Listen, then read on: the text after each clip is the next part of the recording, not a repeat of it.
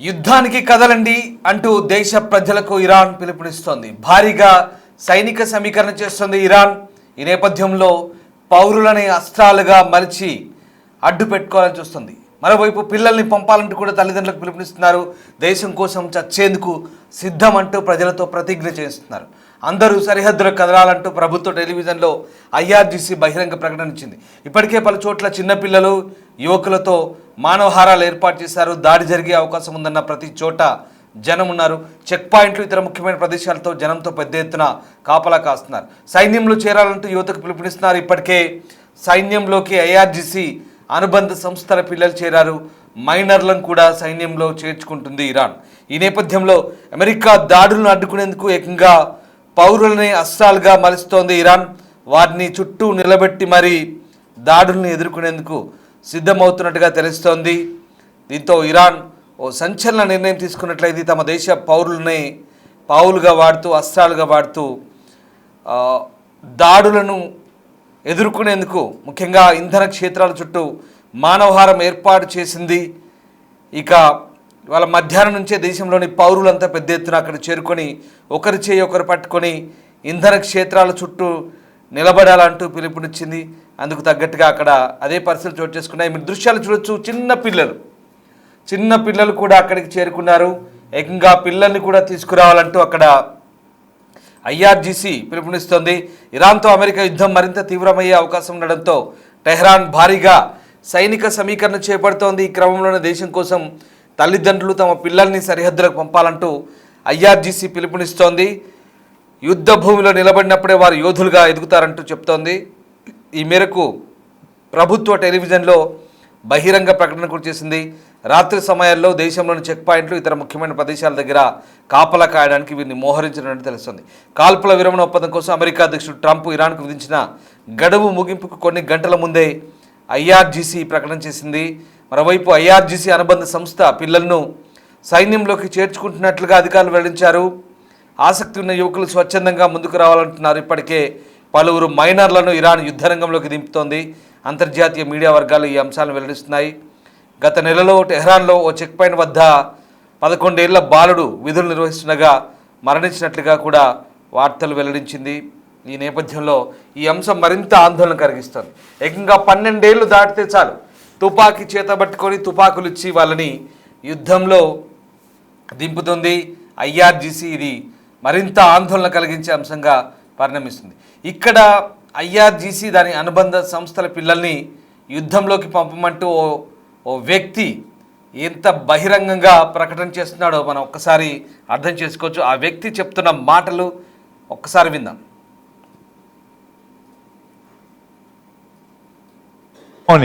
آمده وسط میدان میونداری داره میکنه، میدونداری میکنه. مامانا باباها بچه‌ها رو بفرستید این شبا ایست و بازرسی، بچه‌ها مرد میشن. مامانا باباها دست بچه‌ها رو بگیرید بیاید تو خیابون. میخوای بچت مرد بشه؟ بذار حس کنه یک قهرمانه. آمده وسط میدان میونداری داره میکنه، میدونداری میکنه. مامانا باباها بچه‌ها رو بفرستید این شبا ایست و بازرسی، بچه‌ها مرد میشن. مامانا باباها دست بچه‌ها رو بگیرید بیاید تو خیابون. میخوای بچت مرد بشه؟ بذار حس کنه یک قهرمانه. آمده وسط میدان میونداری داره میکنه، میدونداری میکنه.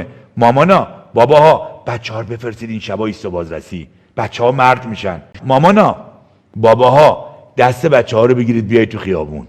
میخوای بچت مرد بشه؟ بذار حس کنه یک قهرمانه. آمده وسط میدان میونداری داره میکنه، میدونداری میکنه. مامانا باباها بچه‌ها رو بفرستید این شبا ایست و بازرسی، بچه‌ها مرد میشن. مامانا باباها دست بچه‌ها رو بگیرید بیاید. చూస్తున్నారుగా ఆ వ్యక్తి చెప్తున్న మాటలు. మీ పిల్లల్ని యుద్ధంలోకి పంపండి, హీరోలను చేయండి, రోడ్స్ అన్ని బ్లాక్ చేయించండి. మీ పిల్లలు యుద్ధంలో చేరితే మేము తుపాకులు ఇస్తాం, వాళ్ళని ఒక హీరోలుగా తయారు చేస్తాం, యోధులుగా మారుతారంటూ అతను చేస్తున్న కామెంట్లు కింద ఇంగ్లీష్ ఫాంట్తో సహా వస్తున్నాయి. ఇది పరిస్థితి. యుద్ధంలో పిల్లల్ని ఇప్పటికే సమిధలుగా మారుతున్నారు. ఇప్పటికే అమెరికా ఇజ్రాయెల్ దాడిలో అమాయక పిల్లలు చాలామంది బలయ్యారు. 2000 మందికి పైగా ఇరాన్లో చనిపోతే అందులో దాదాపు 350 మందికి పైగా చిన్నారులు ఉన్నట్టుగా తెలుస్తుంది. ఇప్పటికే పిల్లలు అక్కడ శత్రువు దాడిలో మృతి చెందుతుంటే మరోవైపు ఇక్కడ పిల్లల్ని తీసుకురండి, యోధులు తయారు చేయండి, హీరోలుగా మార్చండి అంటూ ఇలాంటి పనికిమాలిన స్టేట్మెంట్లు ఇస్తూ ఇరాన్లో కొంతమంది ఇట్లాంటి యుద్ధం రొంపిలోకి పిల్లల్ని లాగుతున్నారు. అమాయక పిల్లలు, ఏమీ తెలియని పిల్లల్ని కూడా ఇవాళ యుద్ధంలోకి లాగేందుకు ప్రయత్నిస్తున్నారనే విమర్శలు కూడా వస్తున్నాయి. ఇది యుద్ధోన్మాదం కాదా? ఇది యుద్ధ నేరం కిందికి రాదా? మైనర్ పిల్లలు అంటే 12 ఏళ్ళు దాటితే చాలు చేతికి తుపాకీ ఇచ్చేసి యుద్ధంలోకి పంపుతాం, మీ పిల్లల్ని చెక్ పోస్ట్ దగ్గర కాపలా పెడతాం, మీరు వాళ్ళ హీరోలు యోధులు అంటున్నారు. హీరోలు యోధులు అంటే సమాజానికి పనికొచ్చేదంటే సరే వాళ్ళ దేశాన్ని వాళ్ళు కాపాడుకోవాలి, అంతేకాని ఇలా అమాయక పిల్లల్ని కూడా సమిధలుగా మార్చడం కూడా ఇది యుద్ధ నేరం కిందే పరిగణించే అవకాశం కనిపిస్తుంది. కానీ వాళ్ళ పిల్లల్ని వాళ్ళు పంపమంటూ అప్పీల్ చేయడం అయితే చాలా విడ్డూరంగా దారుణంగా కనిపిస్తుంది. ఏకంగా నిరసనలో పాల్గొనడం, ఒకవేళ జరగరానిది జరిగితే ఇజ్రాయెల్ కానీ లేదా అమెరికా కానీ ఇప్పటికే హెచ్చరికలు జారీ చేసింది. ఆయా ప్రాంతాల్లో వెకేట్ చేయమని, లేదా రైల్వే పరిసరాల్లో కానీ, రైల్వే స్టేషన్ దగ్గర కానీ, లేదా ఇక్కడ ఉన్నటువంటి ఆయిల్ స్టేషన్స్ దగ్గర కానీ, పవర్ స్టేషన్స్ దగ్గర కానీ, వాటర్ స్టేషన్ దగ్గర కానీ ఎక్కడ ఎవరు ఉండొద్దు, దాడులు చేస్తామంటూ చాలా క్లియర్గా చెప్తాను. దాడులకు ఎదుర్కొనేందుకు చాలా మార్గాలు ఉంటాయి. కానీ చిన్నపిల్లల్ని అస్త్రాలుగా మార్చి లేదా పౌరుల్ని అస్త్రాలుగా మార్చి ఇలాంటి పనులు చేయడం ఇది ఇక వాళ్ళకే చెల్లిందని మనం అనుకోవాలి. ఎందుకంటే ఇక్కడ పిల్లల విషయంలో కాబట్టి ఈ రకంగా స్పందించాల్సి వస్తుంది. చిన్న పిల్లలు, వాళ్ళని యోధులుగా చేస్తారంట. పిల్లల్ని యోధులుగా హీరోలుగా మార్చాలంటే తుపాకులు ఇచ్చి మార్చడం కాదు, అవసరాన్ని బట్టి సైన్యంలోకి తీసుకోవడం, సైన్యానికి నూరిపోయడం వేరు, దేశం కోసం పోరాడమని చెప్పడం వేరు, అంతే తప్ప.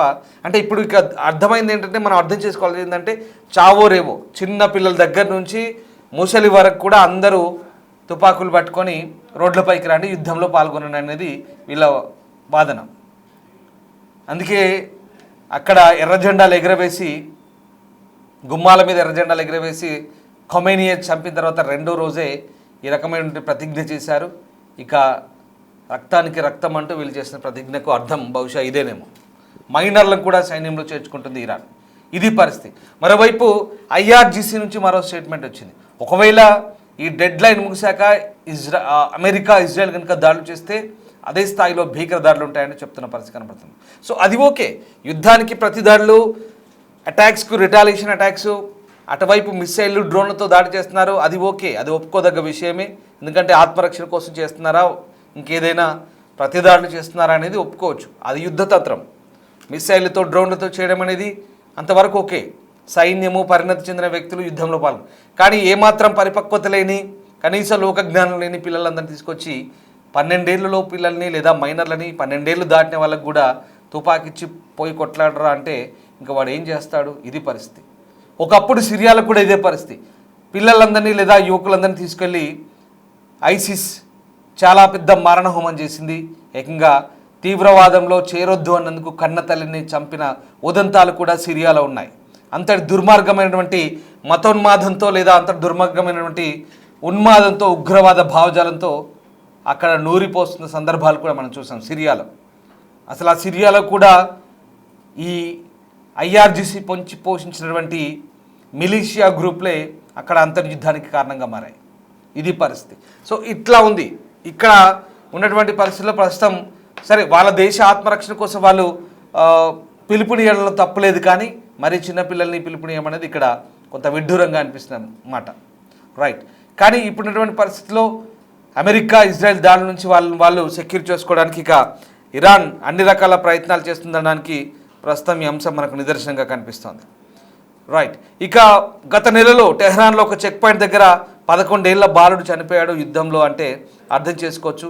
ఆ బాలుడికి యుద్ధానికి సంబంధించినటువంటి నిజంగా అంత తీవ్రమైనటువంటి ఆ పరిస్థితిని ఎదుర్కోవాల్సిన అవసరం ఆ బాలుడికి ఉందా అంటే ఇక్కడ మనం అర్థం చేసుకోవాల్సింది. సో ఇది ఇప్పటికే 165 మంది మొదటి రోజే చనిపోయారు, అమాయక పిల్లలు. చూడండి ఎంత దర్జాగా కూర్చొని ఎలాంటి స్టేట్మెంట్ ఇస్తున్నాడు అంటే రగిలిపోతున్నారు యుద్ధోన్మాదంతో. సో అది ఇక ప్రస్తుతం యుద్ధం 2వ నెలలోకి ప్రవేశించింది. హర్మూజ్ జలసంధి విషయంలో ఒప్పందం చేసుకోకపోతే ఇరాన్ను 48 గంటల్లో సర్వనాశనం చేస్తామన్న ట్రంప్ హెచ్చరికలు సహా ప్రపంచవ్యాప్తంగా కలకలం రేపుతున్నాయి. ఈ డెడ్ లైన్ సమీపిస్తున్న తరుణంలో ఇరాన్ అయితే డోంట్ కేర్ అంటుంది. సో 14 మిలియన్ల మంది పైగా పౌరులు ప్రాణత్యాగం చేయడానికి సుముఖంగా ఉండాలంటూ అధ్యక్షుడు పెజెష్కియాన్ కూడా ప్రకటిస్తున్నాడు. ఈ రకంగా ఇరాన్లో ప్రస్తుతం పౌరులైతే బాహటంగా ఇప్పుడు ఇక ప్రభుత్వానికి మద్దతు తెలుపుతూ కొంతమంది ఇక్కడ వీళ్ళ పిలుపు మేరకు వచ్చిన పరిస్థితి కనబడుతుంది. అంటే ఇక్కడ కీలక వ్యవస్థల చుట్టూ జనాలను మోహరిస్తున్నారు. శత్రువులతో సహా పలువురు నుంచి వచ్చిన హెచ్చరికలు దాడులు లక్ష్యాలుగా భావించే రైల్వే స్టేషన్లకు దూరంగా ఉండాలంటూ ఓవైపు హెచ్చరికలు జారీ అవుతుంటే మరోవైపు విద్యుత్ కేంద్రాల చుట్టూ మానవహారాలు ఏర్పడుతున్నాయి. భారీ జన సమీకరణ కోసం పిలుపునిస్తున్నారు.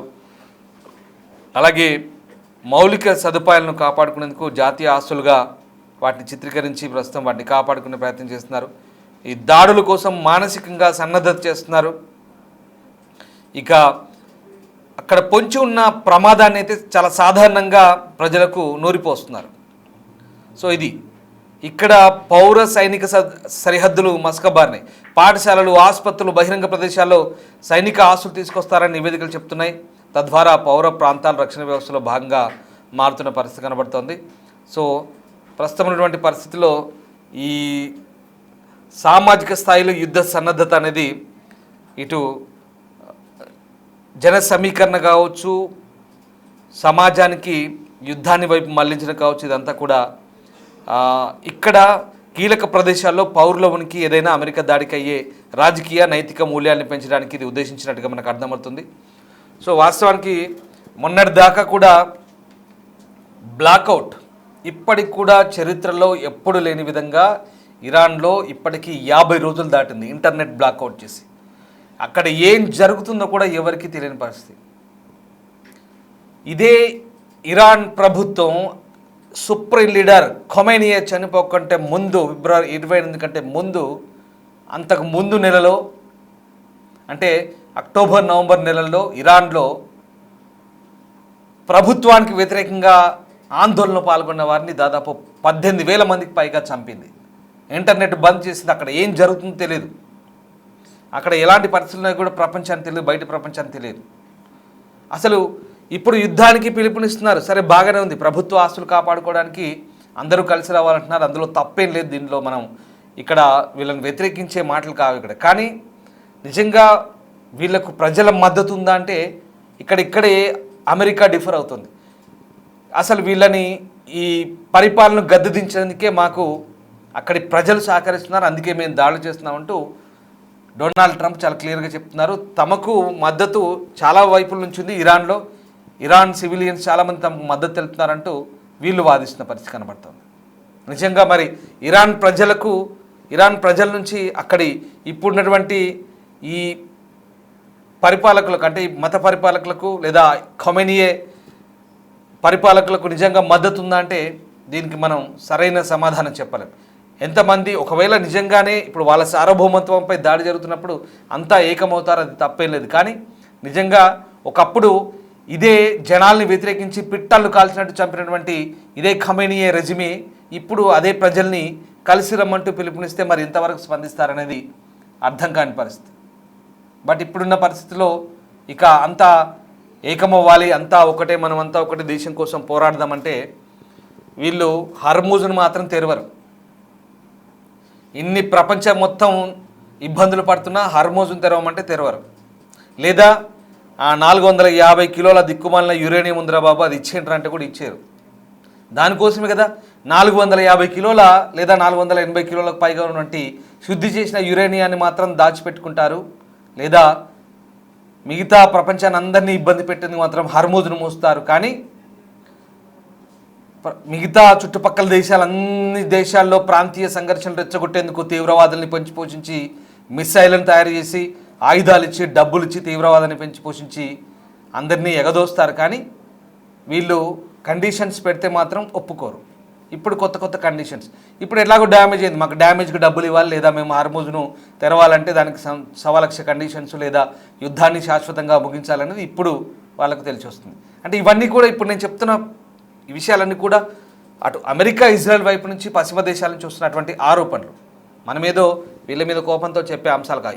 అసలు యుద్ధం ఎందుకు వచ్చిందంటే ఇదిగో ఈ ఆరోపణలు, ఈ డిమాండ్లతో ఈ యుద్ధం స్టార్ట్ అయిందనేది నేను మీకు ఆ నేపథ్యాన్ని చెప్పే ప్రయత్నం చేస్తున్నాను. సో జరుగుతుంది అది. ఇప్పటికి కూడా ప్రతిష్టంభన ఎందుకుంది? సీజ్ ఫైర్కు రమ్మంటే ఎందుకు రావట్లేదంటే వీళ్ళ వైపు నుంచి ప్రతిపాదనలు వాళ్ళకి నచ్చట్లేదు, వాళ్ళ వైపు నుంచి ప్రతిపాదనలు వీళ్ళకి నచ్చట్లేదు.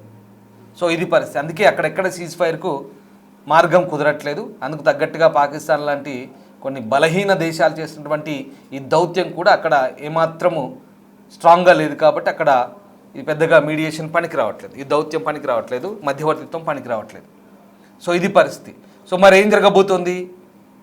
ఇక్కడ మనం చెప్తున్న అంశాలను కూడా అక్కడ జరుగుతున్న అంశాలను మనం ఏదో ఇవి వ్యతిరేకంగానో అనుకూలంగానో చెప్పే విషయాలు కావు. ప్రస్తుతం జరుగుతున్న అంశాలనే మీకు చెప్పే ప్రయత్నం చేస్తున్నాను. ఇక గడువు దగ్గరికి వస్తుంది, ట్రంప్ ఇచ్చిన గడువు. ట్రంప్ కూడా అంతే టెంపర్తనంగా, అంతే మొండితనంగా వ్యవహరిస్తున్నాడు. ట్రంప్ చేస్తున్న ఈ ట్రంప్ది కూడా యుద్ధోన్మాదంగానే చాలామంది వర్ణిస్తున్నారు.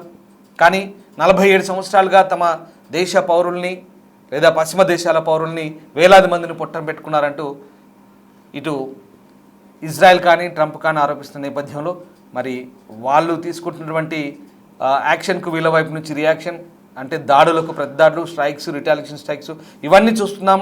యుద్ధం 2వ నెలలోకి వచ్చింది. ఇప్పుడు 38 రోజులు అవుతుంది దాదాపుగా. మరి ఈ ట్రంప్ విధించిన గడువు దగ్గర పడుతుంది. బుధవారం మన భారత కాలమానం ప్రకారం బుధవారం ఉదయం 5:30కు ఆ గడువు పూర్తవుతుంది. దాని తర్వాత ట్రంప్ లేటెస్ట్గా చెప్తుంది ఏంటంటే మీ నాగరికతనే లేకుండా చేస్తాం, మీ ఉనికే లేకుండా చేస్తాం అంటూ ట్రంప్ హెచ్చరిస్తున్నారంటే నిజంగా ఎంత మాట అన్నాడు సార్, ఎంత పెద్ద మాట అన్నాడు సార్ అన్నట్టుగానే ఉంది కథ. ఎందుకంటే ట్రంప్ అంత మాట అన్నాడంటే మీ నాగరికత లేకుండా చేస్తాం, మీ జాడ లేకుండా చేస్తాం, అంటే మీ ఖాందానే లేకుండా చేస్తాం అన్నట్టుగా మాట్లాడుతున్నాడు ఏకంగా.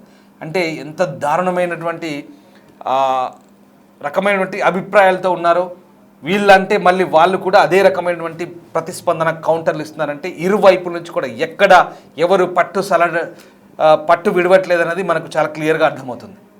మీరు చేస్తారా, రండి మేము కూడా చూస్తాం, కాచుకుందాం, నువ్వెంత అంటే నువ్వెంత అన్నట్టుగా ఉంది. మీరు స్టార్ట్ చేశారు, ముగించేది మేమే, మాకు నచ్చినప్పుడు మేము వద్దనుకున్నప్పుడే యుద్ధం ముగుస్తుందంటూ ఇరాన్ కూడా అంతే మొండిగా చెప్తుంది. అమెరికా ఇజ్రాయెల్ కూడా అంతే మొండిగా ప్రవర్తిస్తున్నాయి. మధ్యలో మిగతా దక్షిణాసియా దేశాలు, సెంట్రల్ ఆసియా దేశాలు, మనలాంటి దేశాలు, మిగతా యూరోప్ దేశాలు, ప్రపంచ దేశాలన్నీ కూడా ఈ వ్యవస్థతో స్తంభించిపోయి ఆ హర్మూజ్ అనే ఒక జలసంధిని మూసివేయడం ద్వారా ఇది ఇంత ఇబ్బంది అవుతుంది. మరోవైపు అక్కడ హూతీలు కాసుకొని కూర్చున్నారు. మేము కూడా యుద్ధం తీవ్రమైతే బాబ్ అల్ మండేబ్ అనే ఒక జల సంధి ఉంది, దాన్ని కూడా మేము మూసేస్తామంటూ వాళ్ళు కూడా సన్నాయి నొక్కులు నొక్కుతున్నారు. అంటే ఇక్కడ ఉన్న హర్మూజ్ మూసేసిన చాలేదు, కానీ మళ్ళీ ఇక్కడ 20%, అక్కడ 12%, మొత్తం 35% ఎక్కడ ఎవరి వాడు మూసుకుంటే ఇక మిగతా దేశాలన్నీ కూడా వెలువెల్లాడుతూ ఉండాల్సిందే అంతే వీళ్ళ చేష్టలకు. ఇది పరిస్థితి. ఇక్కడ బాధిత దేశాలన్నీ కూడా అటు గల్ఫ్ దేశాలు బాధిత దేశాలుగా మారాయి, మిగతా దేశాలన్నీ కూడా మన దేశంతో సహా. ఈవెన్ పాకిస్తాన్లో ఇవాళ లాక్డౌన్ పెట్టారు. ఇది ఇంత దారుణమైన సిచ్యువేషన్ ఉంది. కానీ ఇక్కడ ఎవరు తగ్గట్లేదు యుద్ధంలో. మరి ఏం జరగబోతుంది అనేది ఎవరు ఒక అంచనాకు రాలేకపోతున్నారు. ఇప్పుడు మీకు అర్థమైంది అనుకుంటాం, ఎవరు ఎవరి వైపు కాదు, ఎవరు ఎవరిని సమర్థించడం కానీ వ్యతిరేకించడం కానీ కాదు. యుద్ధం అనేది వద్దు, శాంతి ముద్దు. ఇప్పుడున్న పరిస్థితుల్లో సమాజంలో యుద్ధాలు జరిగితే ప్రపంచమంతా కూడా ఆర్థిక సంక్షోభం, అల్లకల్లోలం తప్ప అశాంతి తప్ప ఏమి ఉండదు. మొదటి నుంచి చెప్తున్నాను, భారతదేశం ఒకటే చెప్తుంది, శాంతి, స్థిరత్వం, దౌత్య మార్గాల ద్వారా చర్చలతో పరిష్కారం కావాలి. ఇది నా మాట కాదు, భారతదేశం మాట, భారత ప్రభుత్వం మాట, లేదా మనందరి మాటగానే మనం ఇక్కడ ఈ అంశాన్ని వెల్లడించుకోవాల్సి ఉంటుంది. సో ఇది పరిస్థితి. మరి ఏం జరగబోతోంది, ఎలాంటి పరిస్థితులు ఉంటాయి అనుకునేది మనం ఒక్కసారి అంచనా వేస్తే కనుక ఈ డెడ్ లైన్ ముగిసేలోపు ఇంకా ఎలాంటి పరిణామాలు చోటు చేసుకునేది మాత్రం మనము అందరము ఆందోళనకరంగా చూడాల్సిన పరిణామమే. So God bless Iran, God bless America, God bless Gulf countries, God bless Israel. Let's wait and see. Thanks for watching. در صورت عملی شدن تهدیدات آمریکا در خصوص ما برای دفاع از کشور و منافع ملت خود دست به هر کاری خواهیم زد. در صورت عملی شدن تهدیدات آمریکا در خصوص ما برای دفاع از کشور و منافع ملت خود دست به هر کاری خواهیم زد. در صورت عملی شدن تهدیدات آمریکا در خصوص نیروگاه‌های ایران بلافاصله اقدامات تنبیهی انجام خواهد شد. همه نیروگاه‌های برق، زیرساخت‌های انرژی